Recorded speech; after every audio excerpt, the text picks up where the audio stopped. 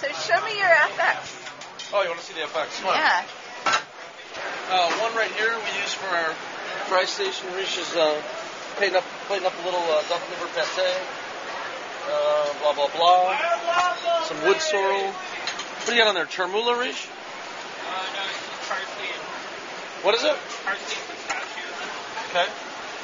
And then we got another FX over here, which we use to freeze the meat before we stuff it, blah, blah, blah. And this has a refrigerated top? Yeah, the top is chilled right now.